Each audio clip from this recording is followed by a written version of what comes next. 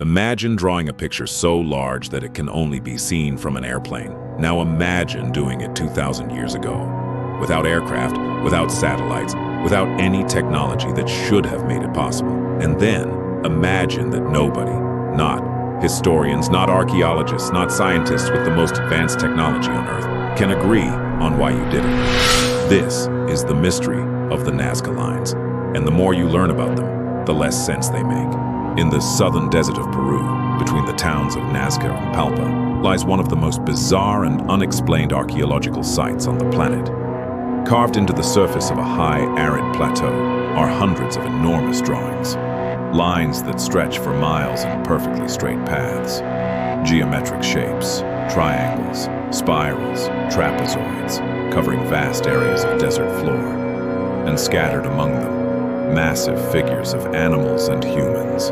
A hummingbird with a wingspan of 300 feet.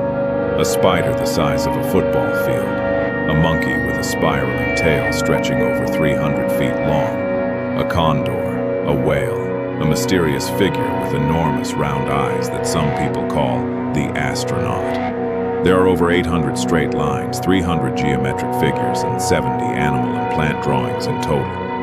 The largest figures stretch over 1,200 feet, from end to end. They cover an area of nearly 200 square miles, and they were made between 500 BC and 500 AD by the Nazca people, a pre-Inca civilization that had no wheels, no iron tools, and certainly no aircraft. So how did they do it? And more importantly, why? First, let's talk about the how, because this alone is extraordinary. The Nazca Lines were created by removing the reddish-brown iron oxide-coated pebbles that cover the desert surface, revealing the yellowish-gray ground beneath.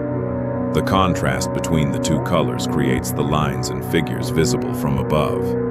It sounds simple, but executing perfectly straight lines, stretching for miles, or drawing a geometrically precise hummingbird the size of a skyscraper without any ability to see the full image from above.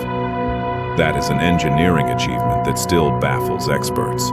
Researchers have theorized they used basic tools, wooden stakes and rope, to maintain straight lines.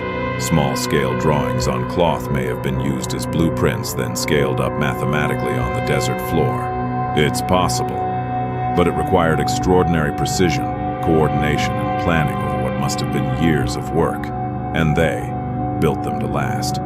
The dry, windless climate of the Nazca Plateau means the lines have survived for over 2,000 years with minimal erosion. In one of the driest places on Earth, the Nazca people found the perfect canvas for their creation. But none of this answers the real question. Why would an ancient civilization spend years creating drawings that they themselves could never fully see? Theory 1. Religious offerings to the gods. The most widely accepted theory among mainstream archaeologists is that the Nazca Lines were religious in nature, giant offerings or messages directed toward sky deities. The Nazca people lived in an extremely harsh desert environment. Water was their most precious resource. Many researchers believe the lines and figures were associated with water worship, rituals, and ceremonies designed to bring rain and ensure the survival of their crops. Several of the lines point directly toward places on the horizon where the sun rises or sets during important astronomical events. The lines may have functioned as a giant astronomical calendar, helping the Nazca people track seasons and predict when rains would come. In this theory, the lines weren't meant to be seen by humans from above. They were messages written on the earth, directed upward toward the gods who lived in the sky. Theory 2. Ancient running tracks. Some researchers have proposed a surprisingly practical explanation. They suggest the straight lines were ancient running tracks or pathways used during ceremonial processions. Walking or running the lines in large groups during religious ceremonies would have been a powerful, ritualistic experience. Even without seeing the full picture from above, several of the lines do show signs of heavy foot traffic, consistent with repeated use over many years. This theory suggests the Nazca didn't need to see the lines from above. The act of walking them was the point. Theory 3. A map of underground water. One of the most intriguing recent theories comes from researchers who noticed something remarkable. Many of the straight lines, when traced on a map, point directly toward underground water sources and ancient aqueducts in the surrounding mountains. In a desert civilization where water was everything, perhaps the lines were a sophisticated map, a system for locating and communicating the positions of precious water sources across a vast and featureless landscape.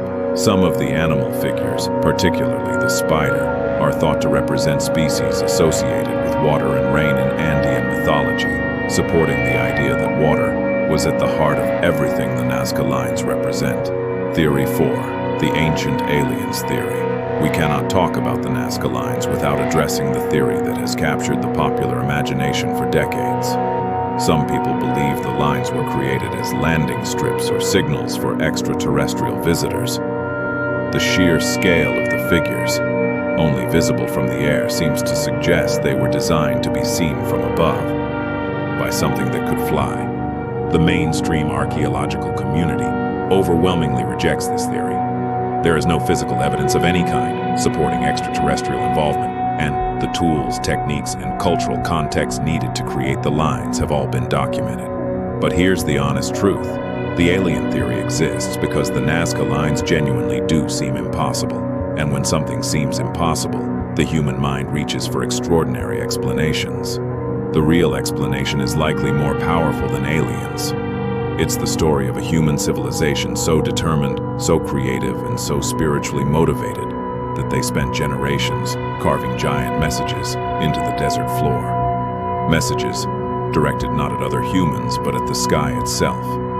The Nazca people eventually declined around 750 AD, likely due to, you guessed it, climate change and drought. Deforestation of the surrounding land may have triggered floods that destroyed their agricultural systems and broke apart their society. The lines they left behind survived. Their civilization did not. Today, the Nazca Lines are a UNESCO World Heritage Site. They are threatened by urban expansion, illegal mining, and climate change causing flooding that erodes the desert surface. A creation that survived 2,000 years may not survive the next 100. The Nazca people spent lifetimes creating something they believed was important enough to outlast them. Something so large, so permanent, so carefully made that it would speak across centuries. It worked. We're still talking about them today. We just still don't know what they were trying to say. What do you think the Nazca Lines were really for? Drop your theory in the comments. I read every single one, and if these ancient mysteries are keeping you up at night, subscribe to Blackson Archives. Episode 5 is coming, and it might be the most mysterious one yet.